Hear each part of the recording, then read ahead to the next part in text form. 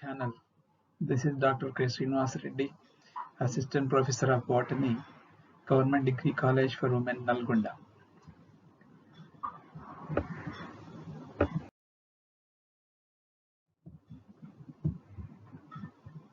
In this video, I am going to discuss about the topic nucleus.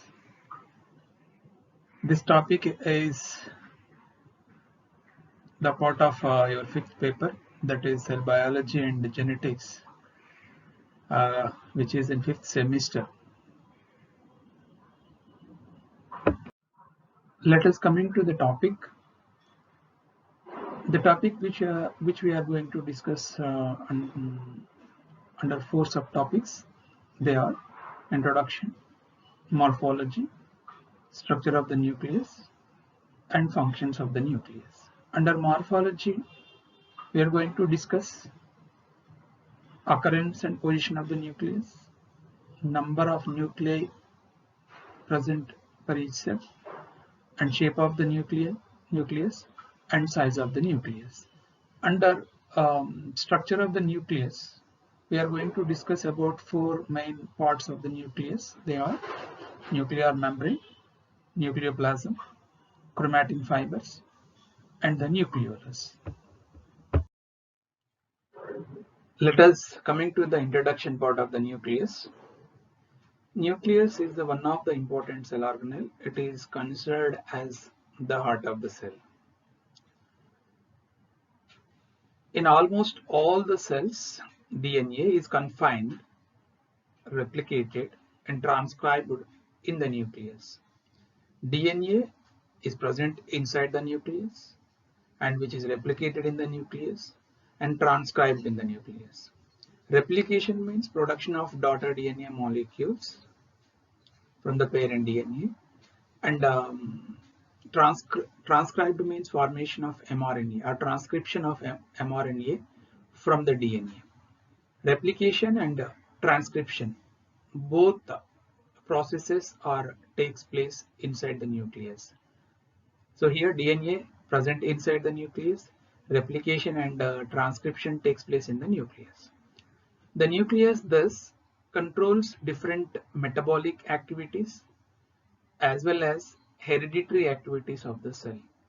Nucleus, which controls different metabolic activities of the cell and hereditary activities of the cell.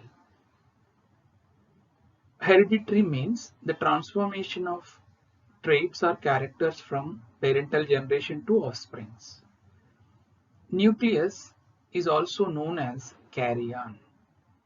Karyon is a synonymous word in Greek language for this cell organelle. The nucleus was discovered and named by Robert Brown in 1835 in plants. Robert Brown discovered nucleus in orchids. The role of nucleus in hereditary was established by the grafting experiments of Hammerling in 1953 with Aspergillosia. Hammerling conducted grafting experiments in Aspergillosia. Based on his research findings, he concluded that nucleus play a vital role or important role in heredity. Coming to the morphology. Morphology will be discussed under four headings. They are occurrence and position, number, size, and shape. First, we are going to discuss about occurrence and position. The nucleus is present in all eukaryotic cells, but it is absent in mature sieve tubes and erythrocytes or RBCs. Even though nucleus is present in young sieve tubes and RBCs, at maturity they lose the nucleus. In prokaryotes, cells do not have tree nuclei. The genetic material is called nucleide. The genetic material in the prokaryotic cells is called nucleide or genopore. In prokaryotes, the genetic material which is freely distributed in the cytoplasm, where the genetic material is not confined by a particular membrane. And coming to the position of the nucleus, the position of the nucleus is often variable. Usually, nucleus remains located in the center of the cell, but in highly differentiated cells, nucleus is pushed to one side of the cell. Highly differentiated means matured cells. In matured cells, the nucleus is pushed to one side of the cell due to formation of a large vacuole. Usually, in young cells, more number of small nuclei are present, but in matured cells, all these small vacuoles merge to form a large vacuole. This vacuole is present at the center. As a result, the nucleus is pushed a side of the cell. Coming to the second heading, that is number of nuclei. Based on the number of nuclei, cells may be uninucleate, binucleate, sinusotic or syncytial. Uninucleate, binucleate, sinusotic or syncytial. Uninucleate. Usually, only one nuclei is present in each cell. This condition is called uninucleate. Most of the cells possess only one nuclei. Binucleate. The cells which possess two nuclei are known as binucleate cells. For example, if you take tapetal cells of Euphorbiaceae, these cells possess two nuclei per cell. And also some of the liver cells are binucleate. Sinusotic or syncytial. Presence of more than two nuclei is called sinusotic. In case of plants, it is called sinusoid condition. In case of animals, polynucleated condition is called syncytial condition. Sinusotic. The plant cells which possess more than one nuclei are called sinusotic cells. Example, Vaucheria, which is an algae, Mucor is fungi, and some cells of endosperm of seeds. Endospermal cells contain more than two nuclei per cell. When come to animals, osteoblasts contain more than one nuclei. So these cells are called syncytial cells. Osteoblasts are syncytial cells. Polykaryotes of bone marrow. Osteoblasts are the polykaryotes of bone marrow. Let us come into the shape of the nucleus. Shape of the nucleus is mainly depending on cell shape and function. Here you can observe a table. In the first column, I have given the different shapes of cells, and in the second column, the shape of the nucleus which the cells possess. Here you can see spheroidal cells, cuboid cells, and polyhedral cells. Spheroidal cell, cuboidal cells, and polyhedral cells possess spheroidal shaped nucleus. Here you can see in the table. Spheroidal cells, cuboid cells, polyhedral cells possess spheroidal nucleus. And coming to the second one, cylindrical cells, prismatic cells, or fusiform cells. Cylindrical cells, prismatic cells, or fusiform cells possess ellipsoidal shape nucleus. Ellipsoidal shaped nucleus is present in the cylindrical shaped cells, prismatic cells, and fusiform cells. Next, squamous epithelial cells possess discoidal nuclei. Discoidal nucleus.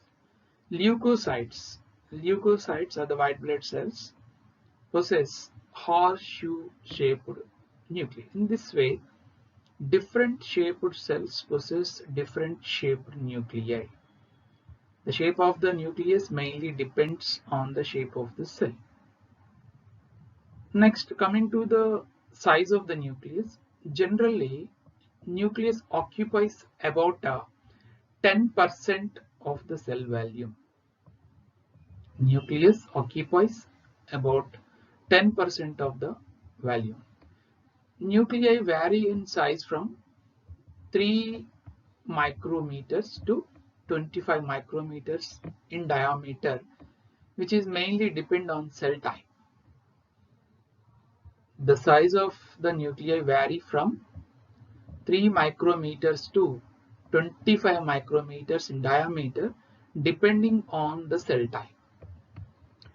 The nucleus size has a constant relation to the cytoplasmic volume, which is expressed in the name of the nucleoplasmic index. The size of the nucleus has a constant relation to the cytoplasmic volume, which is known as nucleoplasmic index, that is known as NP, nucleoplasmic index. The size of the nucleus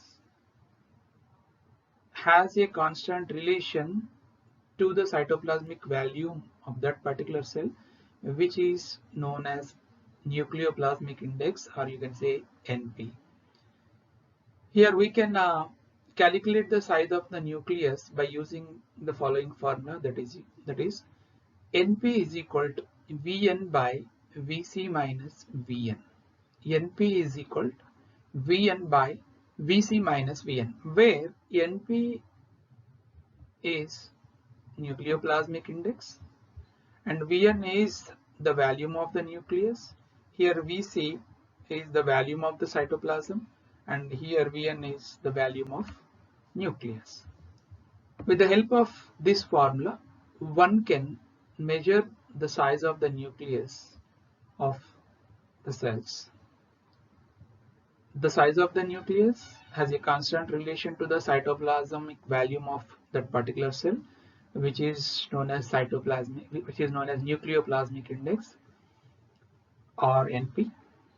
We can measure the size of the nucleus of a particular cell by using a formula, which is NP is equal to Vn by Vc minus Vn, where NP is equal to nucleoplasmic index and Vn is the volume of nucleus and Vc is the volume of cytoplasm, and the Vn is the volume of nucleus. With the help of this formula, one can measure the size of the nucleus of a particular cell. Let us discuss about the structure of nucleus. The nucleus is composed of 4 main parts, namely nuclear envelope, nucleoplasm, chromatin fibers, nucleolus. These are the 4 main parts of nucleus. Number 1 is nuclear envelope or karyotheca. Second one, nucleoplasm or karyolymph, and chromatin fibers or chromatin network, nucleolus. So these are the 4 main parts of the nucleus. Here you can see these 4 parts in the picture very clearly. This is the envelope of the nucleus, this part, which contain 2 membranes, outer and inner membranes, and inside the membrane there is a network of fiber. This is called chromatin fiber, and here you can see the pink colored part, rounded part, which is nucleolus, and nucleoplasm is also present inside the nucleus. So these are the main parts: nuclear envelope, nucleoplasm, chromatin fibers, and nucleolus. Let us discuss about these parts in detail. First, we are going to discuss about the nuclear envelope or karyotheca. In all eukaryotes, the nucleus is surrounded by an envelope which is known as nuclear envelope. In all eukaryotic cells, the nucleus is surrounded by an envelope which is known as nuclear envelope or karyotheca. The nuclear envelope separates the nucleoplasm from the cytoplasm. Nuclear envelope separates the nucleoplasm, which is present inside the nucleus, and this nucleoplasm separates from the cytoplasm by nuclear envelope. Nuclear envelope is composed of two unit membranes which are made up of lipoproteins. Nuclear membrane consists of two unit membranes, namely one is inner membrane and second one is outer membrane. Here you can see in the picture, this one is the inner membrane, and this one is the outer membrane. Nuclear membrane composed of two unit membranes. This is inner unit membrane, this one is the outer unit membrane. Usually inner membrane is smooth in nature, whereas outer membrane is rough in nature due to the presence of ribosomes. And also the outer membrane is extended into our endoplasmic reticulum, a rough endoplasmic reticulum. Here you can see this is the endoplasmic reticulum. Endoplasmic reticulum is connected with the outer membrane of the nuclear envelope. And here you can see the each membrane, inner as well as outer membranes, is about 75 to 90 angstroms in thick. Both are unit membranes, both are lipoprotein membranes, and the thickness of the membranes is about 75 to 90 angstroms. 75 to 90 angstroms. These two membranes, inner and outer membranes, are separated by a space or empty space, you can say. There is a space in between inner and outer membrane. This space is called perinuclear space. Perinuclear space, it is about 100 to 150 angstroms.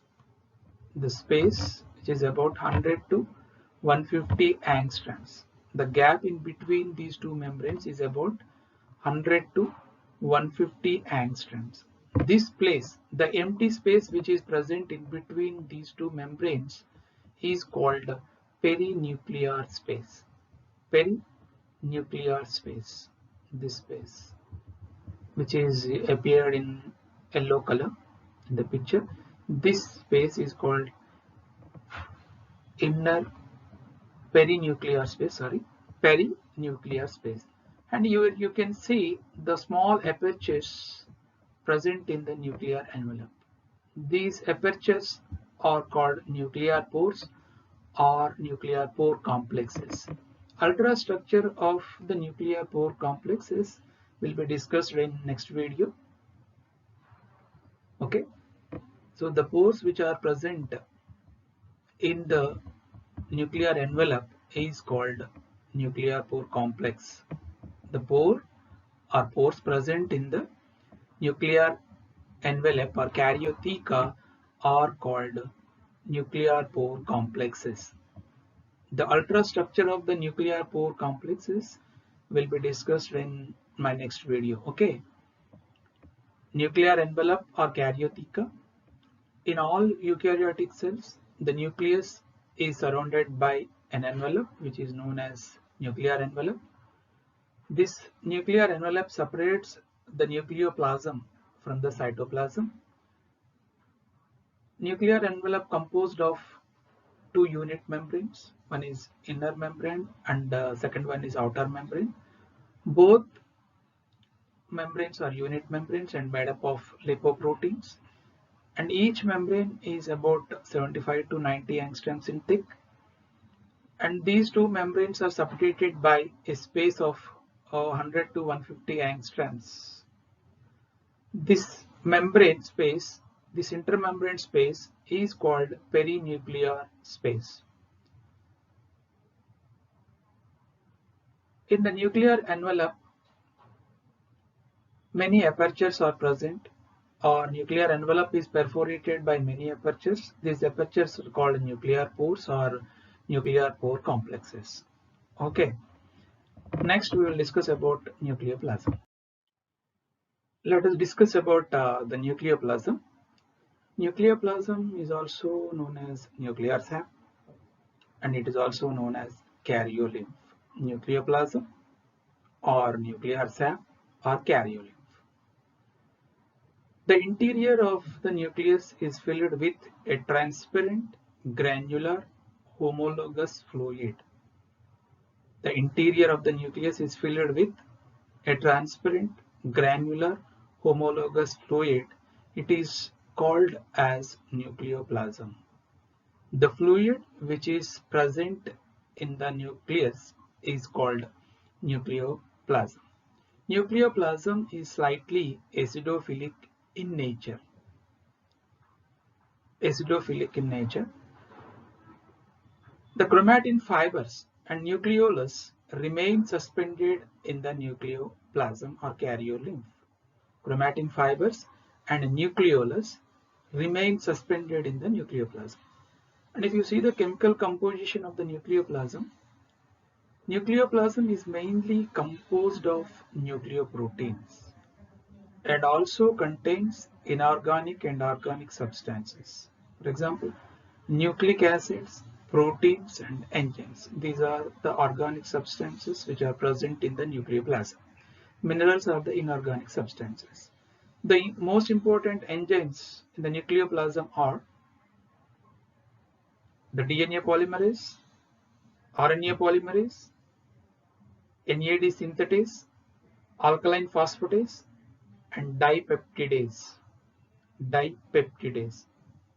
The most important enzymes, nuclear enzymes present in the nucleoplasm are the DNA polymerase, which is involved in DNA synthesis, RNA polymerase, which is involved in the formation of mRNA from the DNA during transcription, NAD synthetase, which is involved in the synthesis of NAD, alkaline phosphatase and dipeptidase. And events which are taking place in the nucleoplasm are replication of DNA, transportation of RNA, transport of materials, formation of spindle fibers. So these are the main events which are taking place in the nucleoplasm. Replication of DNA. What is replication? Production of two daughter molecules from one parental DNA is called replication, which is taking place in the DNA, which is taking place in the nucleus. And transportation of RNA. Usually mRNA, rRNA, all types of RNAs are synthesized inside the nucleus.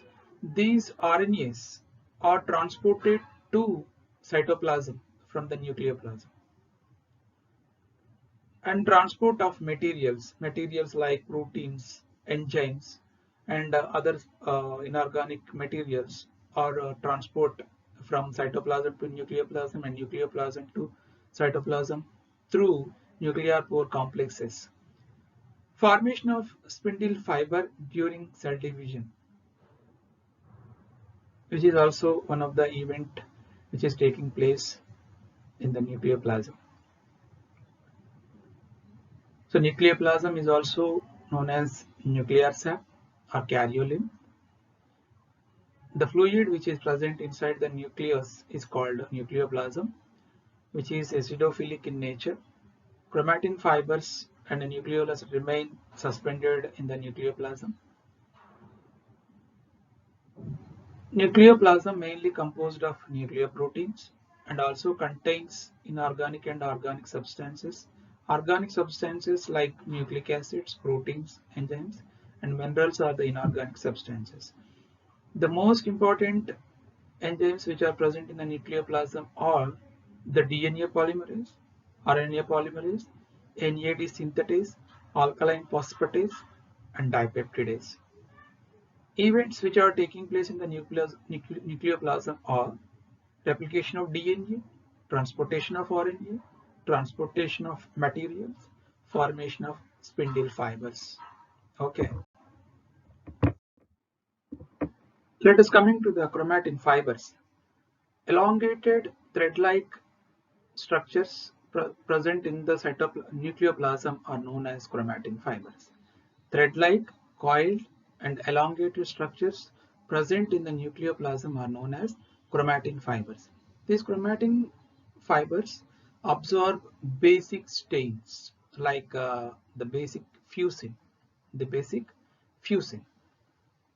and the chromatin fibers can only absorb in the interphase nucleus only. During division phase, these chromatin fibers condensed into chromosomes. During division phase, these chromatin fibers condensed into chromosomes, so that we can observe these chromatin fibers during interphase nucleus only. Chemically, chromatin fibers are nucleoproteins. Chemically, chromatin fibers are nucleoproteins. It means chromatin is made up of DNA and proteins. Here, two types of proteins are present in the chromatin. Number one is histone proteins and second one is non-histone proteins. Histones and non-histones. First, we are going to discuss about histones.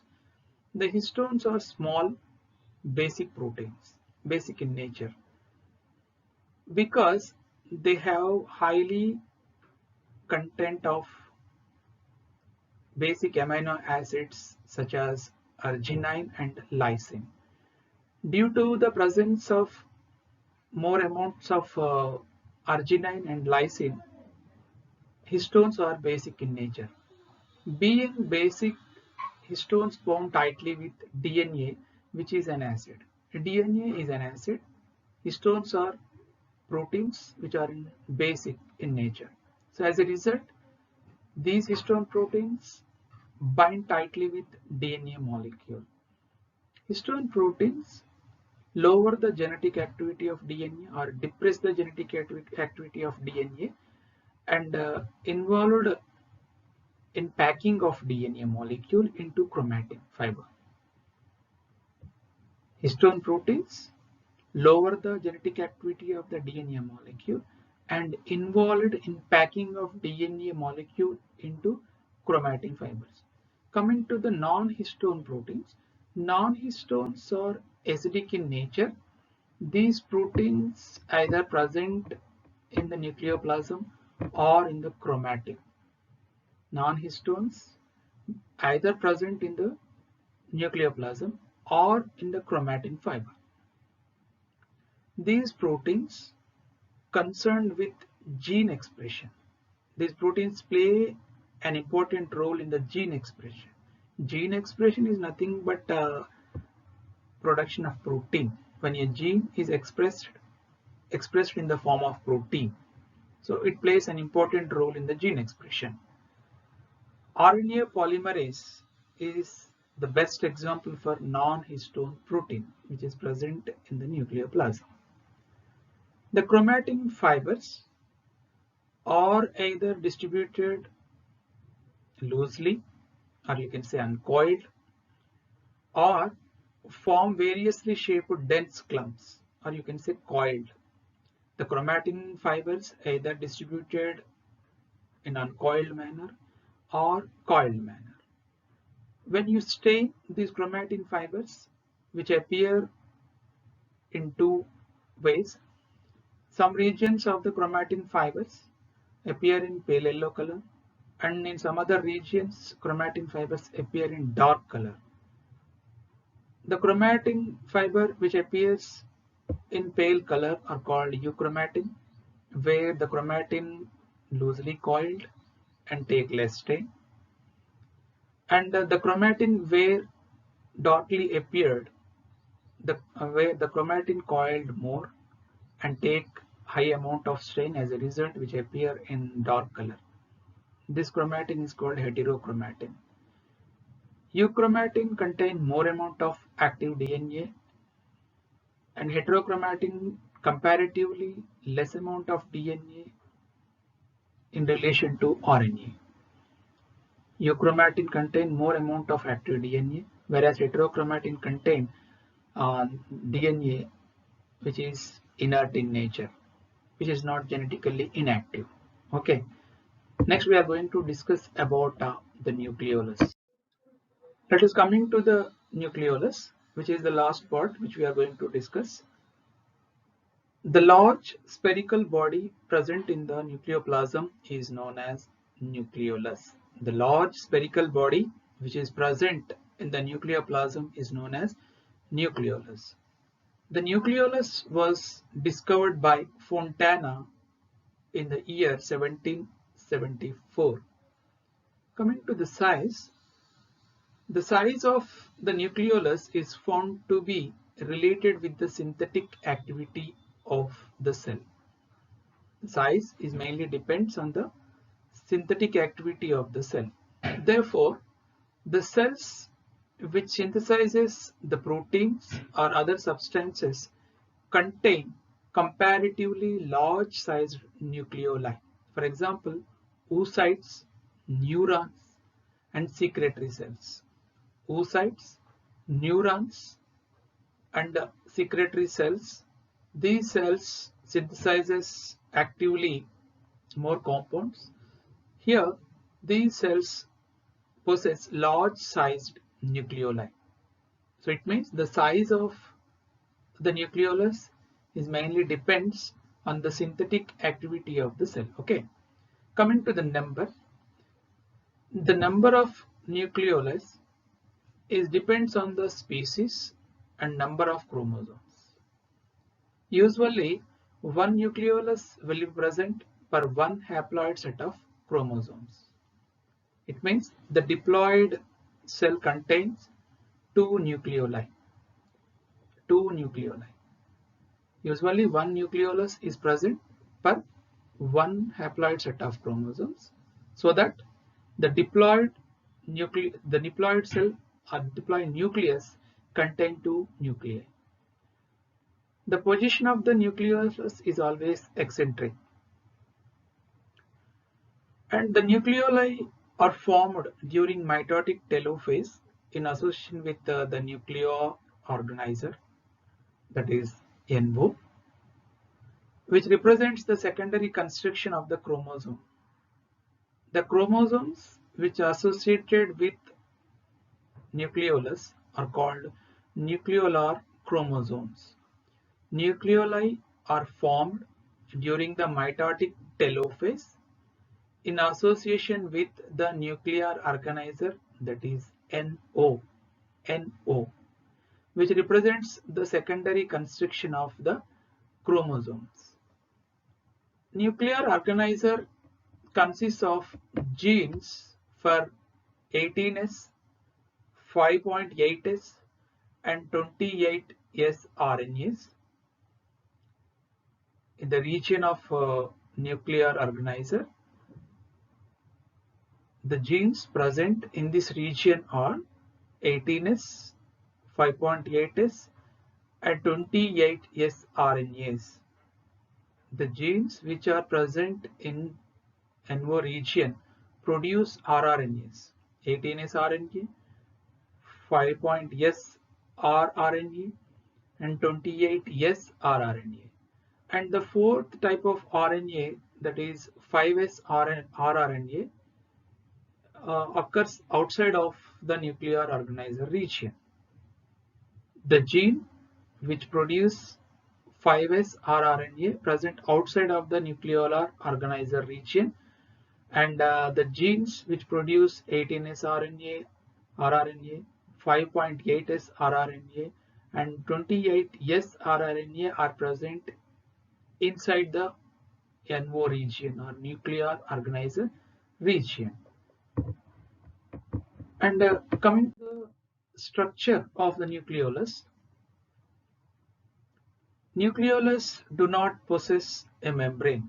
It means nucleolus do not bounded by a membrane, but calcium ions are supposed to maintain its intact organization. Nucleolus is not surrounded or not bounded by a membrane, but the intact organization is maintained by calcium ions. So that's the reason why the nucleolus appear in spherical shape.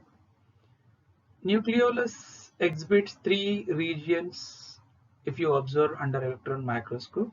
They are fibrillar center. Nucleolus exhibits three regions. So one is fibrillar center, second one is granular cortex, and third one is amorphous matrix, When you observe the nucleolus under electron microscope, it exhibits three different regions. They are fibrillar center, granular cortex, second one, and third one is amorphous matrix. Coming to the fibrillar center, it is the innermost region of the nucleolus. Fibrillar center is the innermost region of the nucleolus. It comprises of 5 filaments having 5 to 10 nanometers in diameter and several hundred angstroms long. The fibrillar center comprises 5 filaments. These 5 filaments are having 5 to 10 nanometers in diameter and several hundred angstroms long. These fibrils formed rRNAs and ribonucleoproteins. The fibrils which are present in the fibrillar center formed rRNAs, ribosomal RNAs, and ribonucleoproteins. Coming to the second region, that is granular cortex. This is the outermost region of the nucleolus. Granular cortex is the outermost region of the nucleolus where processing and maturation of pre-ribosomal particles occur. In the granular cortex region, processing and maturation of pre-ribosomal particles are taking place. And third region is that amorphous matrix. This is the proteinaceous ground substance in which granules and fibrils remain suspended. Amorphous matrix is the proteinaceous ground substance in which granules and fibrils remain suspended. If you see the structure of the nucleolus do not possess a membrane, which is not surrounded by a membrane. But the intact organization of the nucleolus is maintained by the calcium ions. If you observe the electron microscope, nucleolus exhibits three distinct regions. They are fibrillar center, granular cortex, and amorphous matrix. Fibrillar center is the innermost region of the nucleolus. It comprises of 5 filaments. Each filament measures 5 to 10 nanometers in diameter and several hundred angstroms long. These fibrils formed ribosomal RNAs, they are rRNAs, and ribonucleoproteins, RNPs. Second one, granular cortex region. This is the outermost region of the nucleolus where processing and maturation of pre-ribosomal particles are taking place. Third region is amorphous matrix. This is the proteinaceous ground substance in which granules and fibrils remain suspended. Coming to the functions of nucleolus.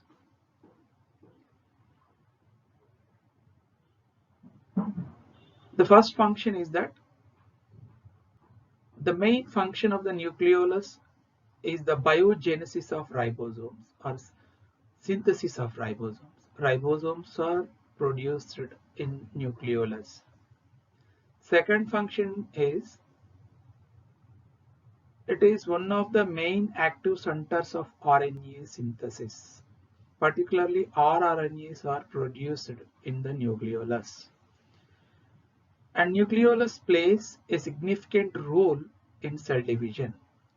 During prophase, the nucleolus disappears, and at the end of telophase, the nucleolus disappears. Nucleolus play an important role or significant role in the cell division. So these are the three main functions of nucleolus. Nucleolus synthesizes ribosomes and produces or synthesizes RNA, and it plays a significant role in the cell division. And next, coming to the functions of nucleus. Nucleus is one of the important cell organelle, which is the heart of the cell, as I said earlier at the beginning of the topic. Nucleus perform two important and main functions. One is metabolism and the second one is heredity. All the metabolisms of cell are under control of nucleus. Nucleus controls all the metabolisms and functions of different cell organelles. Functions of different cell organelles and metabolisms of different cell organelles are under control of nucleus. For example, if you take photosynthesis, respiration, and protein synthesis, lipid metabolism, and so on, all these metabolisms are under control of nucleus. And coming to the second function, that is heredity. Heredity means the transformation of traits or characters from parents to offspring is known as heredity. The transformation of traits or characters from parents to offsprings is known as heredity. Heredity is under control of nucleus. Actually, the heredity is under control of genes. These genes are present on DNA. DNA present in the form of chromatin in the nucleoplasm. So these heterochromatin which is present inside the nucleus. That's the reason why heredity is under control of nucleus. So these are the two important functions which are under control of nucleus. So that's the reason why nucleus is considered as heart of cell or brain of the cell.